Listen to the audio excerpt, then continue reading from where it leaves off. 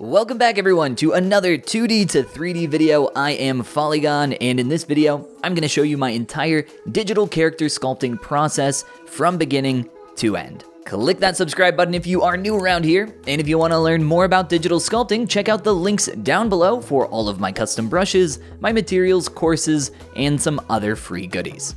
So this time around, I am working on a beautiful female bust inspired by the artwork of edowadodono.art on Instagram.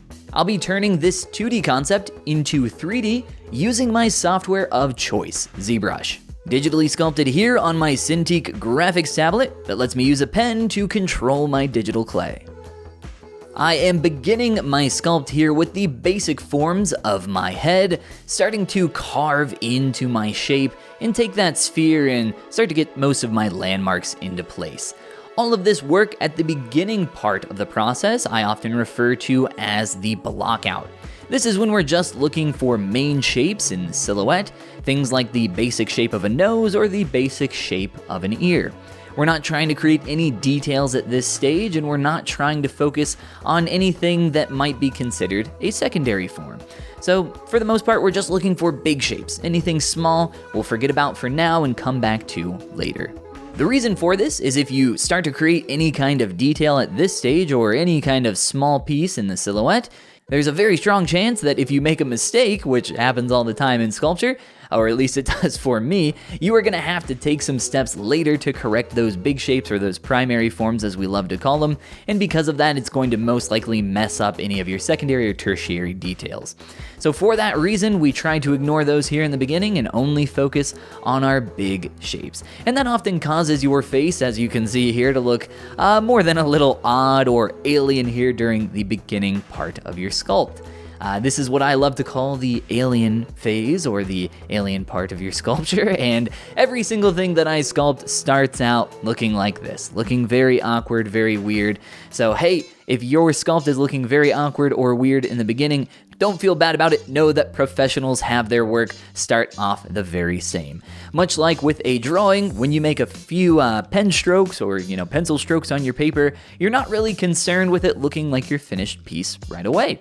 And that is because you are just laying down the groundwork, and you will be doing more work later on to refine and continue to build that up and polish it even later into the process. Well, hey, it's starting to look a little more like a human now as we're starting to get in and refine some of our work, mainly still working on those big shapes, but starting to add in things like our lips, our eyelids, our nostrils, some more shapes there for the ears, as you can see, and starting to get things to feel, well, a little less alien and maybe a little more human. This is the part of the process that requires the most amount of mental work, that beginning process being very difficult as well, but this is when I am constantly looking at my two-dimensional reference and trying to get as close as I possibly can here in the big shapes. It is very difficult, I will say, at least in my opinion, to continue to push on that while not getting bogged down with some of the little asymmetries and tiny details that feel extremely off. You definitely have to turn off a part of your brain, which is probably a little easier for me than most. I've been doing this a little while, and hey, my brain is turned off most of the time, so not really a huge deal for me. For those that are unfamiliar with the basic idea of a bust, essentially what we're doing is focusing on the head of a character and creating maybe the upper torso or shoulders or just the chest of the rest of the character. So not a full figure, we're not sculpting the entire body here, we're just focused on the upper portion, which I absolutely love to do. My favorite part of sculpting and creating characters is the face. It is the most interesting part of sculpting, and it is the most difficult. So hey, if you guys are looking to level up and get some practice in and some reps on your faces, stop wasting time making full characters and get in and start making some character busts. I'm sure many of you are noticing a lot of these hard edges that I have on my face. I go through and I soften those out, as you just saw there on screen. This is as simple as holding down the shift key on your keyboard to activate your smooth brush and going over top of those hard edges. Those are what are called plane changes, or maybe an easier way to describe them might be a surface turn. Think of a cube or a really simple shape where we go from one edge to another or one surface to another. That is where we have a plane change or a surface turn, and that is exactly what we have on a face. It's just a little more complicated here on the human face, but the same basic or general idea. You do have to be super careful with that smooth brush. It is very destructive when we're talking about working on and refining these forms, and it's very easy to destroy a lot of the hard work that you've created up to this point. So I am being very careful with that. You'll also see me using a lot of what is called a pinch brush. There are quite a few different types of pinch brushes by default in ZBrush. The one that I'm using right now is my custom mech brush. I use this brush all the time. You can see that I have a lot of custom brushes down here at the bottom of the screen. If you are interested in grabbing those are available at the link down below in the description for my Gumroad. However, I 100% recommend if you are just starting out, just use the default brushes. You can do, more than enough with those. I would only recommend grabbing my brushes or really anybody else's custom brushes if there is a really specific brush that you want or you really like how they use them and you would like to try to emulate that. And of course, everything that I do with my custom brushes here, you can do with the default brushes in ZBrush. It might just take a little more work or a little more tweaking. One thing I am often very careful with are my character's eyes. They are a hugely expressive part of the human face, and without things like eyelashes or eyebrows and the general paint on your eye for that general pupil iris combo is what I often call it, at least in this case. Very kind of cartoony style there, right? Well, without those aspects of your face, it can feel very off, so I make sure to get those in pretty early during the process of sculpting my character. And of course, here you can see me going in and extracting some geometry, repurposing what I already have to start creating some basic shapes for my eyebrows. I keep these relatively simple, the same thing for my eyelashes. I don't like to spend a ton of time on these early on, but I do try to keep my eyelashes a little more clean as it just makes it a little easier to control, especially if you're going in and manipulating the shape a lot later on.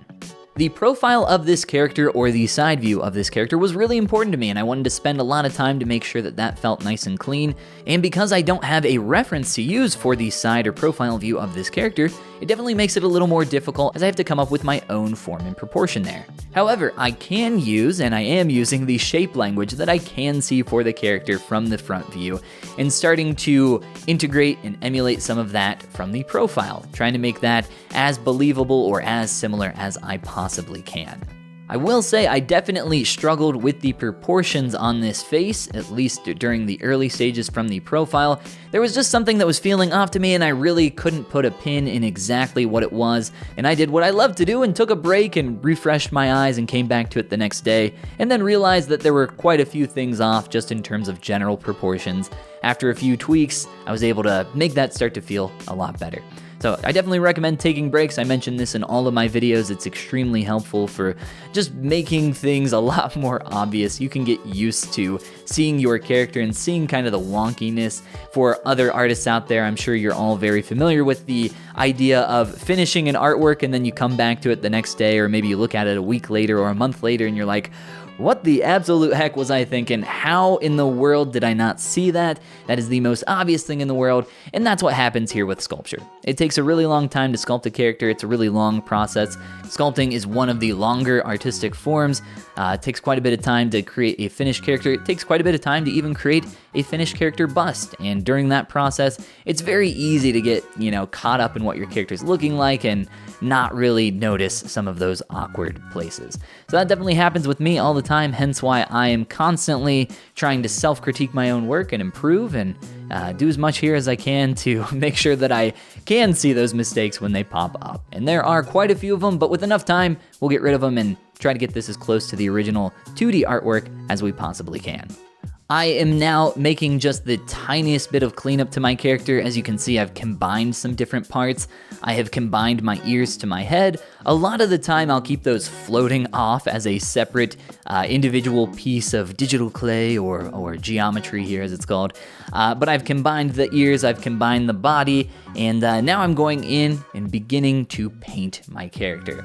If you have seen any of my work in the past, then you know I often refer to my first pass of paint as my clown paint. I often make my characters really kind of over-exaggerated, very cartoony, way too saturated. It looks pretty absurd. So I often do that in the early stages, much like I would during the blockout stage of sculpting, where I am just working really fast and trying to get something on my canvas. I find it a lot more helpful to just be messy in the beginning. Some people might disagree, maybe you're more of a planner and you like to take your time during the early stages. I like to just get in and get messy and get rough so that I have something on my canvas so that I can reference that against where I need to go. The idea of having a blank page in front of me, I absolutely hate that feeling and I just want to get in and mess it up, and I definitely don't want to waste too much time during the early stage. I want to get in and get to work as fast as possible. Next up, I am sculpting my hair. This might be an interesting technique for many of you who have never done this before. I'm sure a lot of you are familiar with curve brushes or IMM primitive brushes and those kinds of things. What I'm doing here is I'm taking a basic shape of a sphere and I'm stretching that out over top of my entire character, and then I am just cutting away that front half, and it makes a really nice, clean, general shape for a quick hairdo. And you can do that for long hair, short, medium, whatever kind of floats your boat. It works really well here for just a quick basic shape, and then you can go back in and refine that as you need to, which of course I'm going to do here as we continue forward. You also saw me create what I often call a hair base. This is just the kind of short hair that you have on top of your head. I create it really quick just by using a mask and an extraction. I'm sure many of you are familiar with that general technique. Super quick and easy to do, and it's nice to have as a good base form for the rest of your hair. And later on, you can combine those if you want. I often keep them separate, but that is an additional technique that you can have there in your toolkit. For the earrings, they are kind of an awkward shape based on my reference, and I was having some difficulty getting them to line up exactly how I wanted them. So I took quite a lot of time, a little more than I wanted, on this pretty simplistic shape. It's, just a basic cylinder. You can see there me trying to line up the original 2D reference with my character, and a lot of stuff is lining up really well. There are, a couple awkward areas, especially with the asymmetry of the original painting. Eddie did a really fantastic job on this. I think they mentioned in their Instagram post something about in the future they are going to be using symmetry tools, which, hey, Eddie, I definitely recommend it. I'm using some symmetry tools here as I sculpt my character. It makes it a lot faster.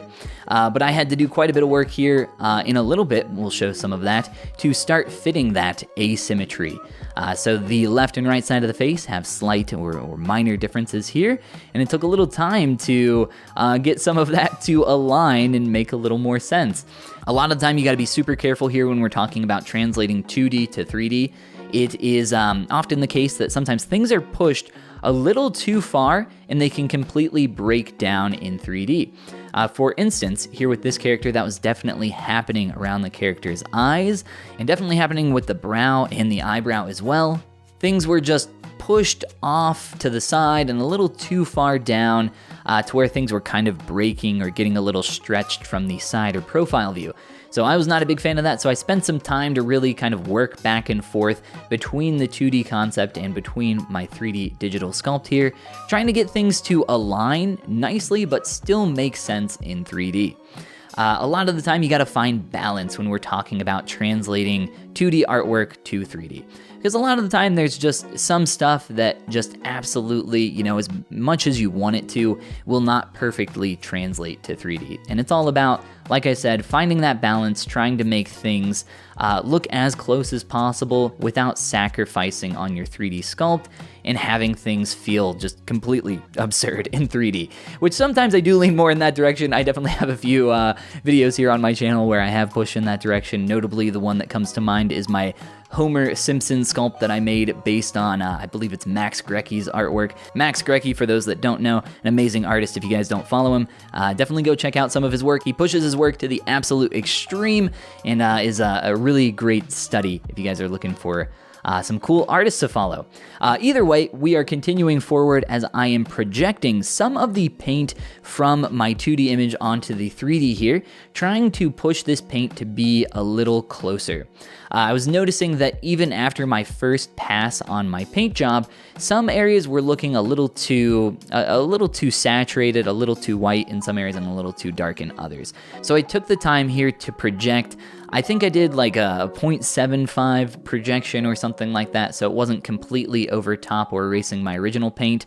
But here you can see me going back in now, trying to correct some of the stuff that just isn't quite aligning with my 3D sculpt. So some of that paint is a little awkward, so I'm taking some time to go in and correct some of that. And the exact same thing is happening here on the eyes. I tried projecting some of the paint from the original illustration here onto the eyes, but obviously I need to go back in and correct some of that. There's quite a few errors whenever you try something like this, either with blurring, pixelation, or you're gonna get some hand-painted highlights like I had in my eyes, or some hand-painted shadows all over your face, and that was definitely happening here with this sculpt. Next up, a quick extraction for the shirt of the character. Just something super simple down there, real quick, get that finished up. And then it's back to our hair to start pushing this to the next stage. So before I get in and start sculpting on my hair and doing anything with huge amounts of detail or anything like that, any kind of texture, I like to get in these stray strands of hair, or at least that's what I call them. Anything that's flying off from the main form of the hair that really starts to break up the silhouette and add some character. A lot of the time you'll find these in illustrations and sculpts focused around the main area of the face. You won't see a ton of these way down by the shoulders or in the back of the head where your interest is not supposed to be drawn. They're often used to pull you into that main focal point. That's why you'll often see a lot of them, or at least a few of them, surrounding the eyes, mouth, those super expressive parts of the face. And this artwork is no different, working to push on that and continue to get that hair to the next level. You've seen me flip back and forth between working with paint on and paint off and perspective on and, an orthographic view for those that are familiar with that. My go-to advice here, because I get asked about this kind of stuff all the time, is never to just work one way.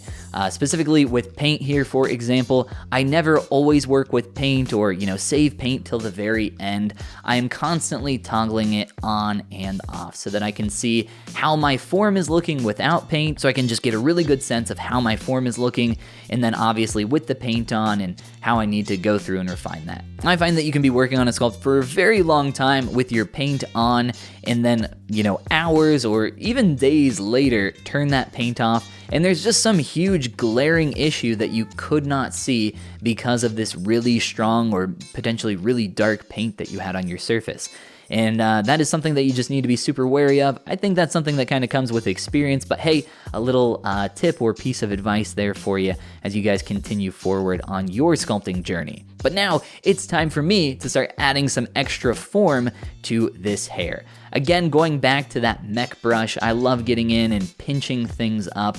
I'm a big fan of making super sharp forms, as you have seen on my face, and then later going back over top and softening some of those. Another technique that I use here is the move brush with a little feature called AccuCurve. I'm sure many of you are familiar with it and know and love AccuCurve, which you can find in the brush menu under Brush, Curve, AccuCurve. It turns your brush into a really sharp pull-out and allows you to create some, really sharp forms. And I love using that on areas like hair. I love using that on areas if you have like a pointy chin or a pointy piece of form that you need to create for a longer piece of hair, anything like that. It's got a ton of uses and I use it all the time.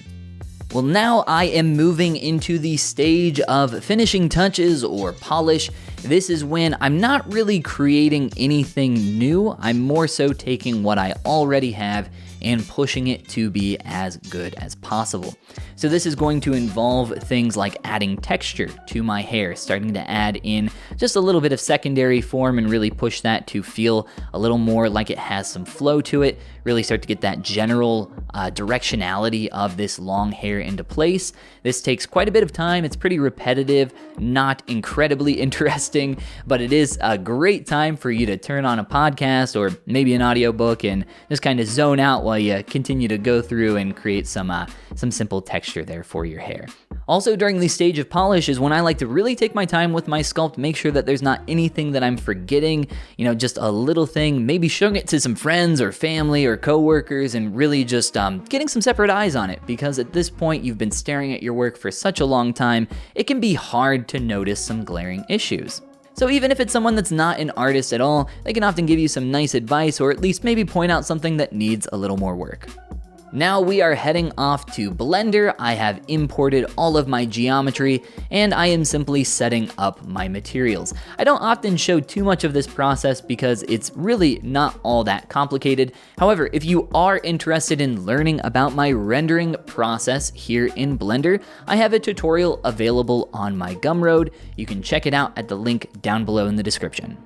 For this character, I am using a 120mm lens to create a relatively flat portrait that is pretty common for this kind of photography. You'll often see something in the 100 to maybe 130 range. I have a single main light, a very soft side light, just helping to illuminate a little more so we don't have too many dark shadows. And then I have just a nice halo effect behind the character, helping to separate her from the background. The last thing that I do on this character is go in and start tweaking some of my materials, adjusting a small amount of roughness here and there, as well as adding some subsurface scattering. But after that, it's time to hit F12 on our keyboard and get this render rolling. But before we look at those, here is a quick turntable of the finished character. Straight out of ZBrush, I might add. I really love the way sculpts look directly out of ZBrush without any rendering. It really helps me just get a feel for the general form of a character, and I feel like this is, just preferentially the way I prefer to see characters. Whenever we add in, all the special effects with rendering and lighting, of course it looks more beautiful or more realistic, but at the end of the day, I'm more interested not necessarily in a beauty shot, but more so a really highly polished form. But hey, I know I'm in the minority on that, but either way, now for the part that so many skip to, the final renders. Hello skippers, as I love to say here at the end, glad to see you, but hey, if you like what you see, I think you'll also really enjoy learning more about the process of how I made this character. Consider going back through and giving it a watch if you did just so happen to skip here to the end. Yes, I know, as always, I have caught you. But hey, no hard feelings. Either way, I appreciate your interest in my art. If you would like to learn more about digital sculpting, check out the links down below in the description to my Gumroad, which is where you can find all of my tutorials and my custom brushes. The Appeal Academy is my big course and mentorship program that includes an ever-expanding, massive library of videos on everything I know about creating appealing characters. And if you're not ready for that yet, I recommend checking out my Patreon. I have an awesome part 2 coming out on this character right here, Phoenix from Valorant, coming out very soon. Really big tutorial. The first part was huge. The second part's gonna be big too. If that sounds like a lot of fun and you wanna learn how to make this character, go check it out, link down below to my Patreon. All right, we gotta get serious here at the end because this video is not free. You have to pay up.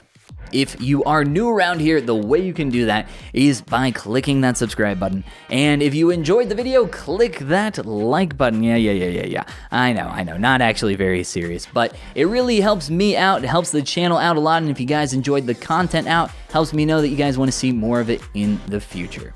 Well, hey, I appreciate you so much. Thank you for watching, and I will see you all in the next one.